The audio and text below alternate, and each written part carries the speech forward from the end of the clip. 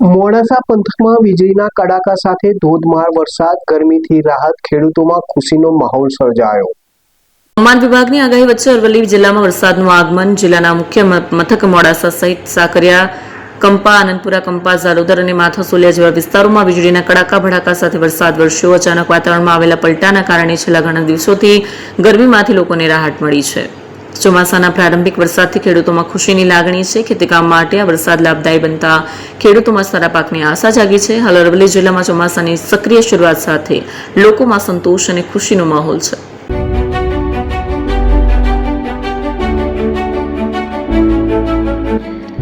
છાસવાલા આવી ગયા છે હવે પ્રાંતિજમાં. પ્રાંતિજ તથા તાલુકાના લોકોને હવે અમદાવાદ, ગાંધીનગર કે પછી હિંમતનગર સુધી લાંબા નહીં થવું પડે. ઘરાંગણે જ છાસવાલા આવી ગયા. લચ્છી, છાસ, દહીં, પનીર, મઠો, ઘી ફેમસ, જેથી જ છાસવાલા નામથી જાણીતા છે. 42 કરતા વધારે સિટી, 250 થી વધારે શાખાઓ અને 187 થી પણ વધારે products. Ice cream, candy, kulfi, corn, Chocobar, sandwich ice cream સહિત અવનવી આઈસ્ક્રીમનો ખજાનો. અને હા, સ્થળ ઉપર મુલાકાત લો તો જરૂરથી અમારો કોલ્ડ કોકો ટેસ્ટ કરો. દુકાન number 19, Ishwar Krupa shopping centre, approach road, Prantij, જિલ્લો સાબરકાંઠા.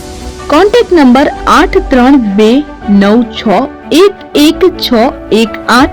ચંદન પટેલ.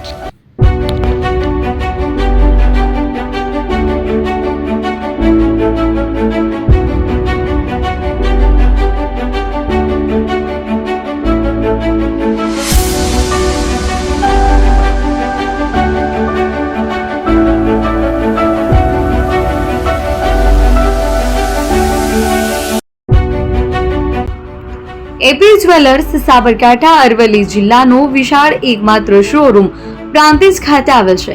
હવે સોના ચાંદીના શોખીનોને અમદાવાદ, બરોડા, સુરત કે મુંબઈ સુધી લાંબા નહીં થવું પડે. ઘર આંગણે જ વિશાળ showroom. Gold, silver, antique, diamond ખરીદવા માટે વિશ્વાસપાત્ર શોરૂમ એટલે એપી જ્વેલર્સ. સુવર્ણ દીપોત્સવ તથા 60 વર્ષની ઉજવણી નિમિત્તે દાગીનાની ગળામણ પર ભારી છૂટ. જૂના અને જાણીતા છેલ્લા 60 વર્ષથી પેઢી કાર્યરત હવે નવા રંગમાં અદ્યતન શોરૂમ એટલે એપી જ્વેલર્સ. સોના ચાંદીની વધારે અવનવી વેરાયટીઓ, ડિઝાઇન હાજર સ્ટોકમાં એકમાત્ર એપી જ્વેલર્સમાં જ જોવા મળશે.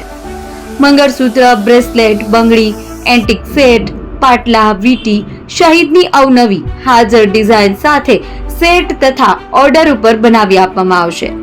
તો આજે જ એપી જ્વેલર્સ શોરૂમની મુલાકાત લો અને મનગમતા દાગીના ખરીદો. વડીલો તથા વિકલાંગો માટે લિફ્ટની સુવિધા તો ખરી જ.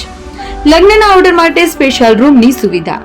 સ્થળ સોનીવાડા નાકા, નવા બજાર, પ્રાંતિજ, જિલ્લા સાબરકાંઠા. Mobile number 9903304400. હિરેનભાઈ સોની.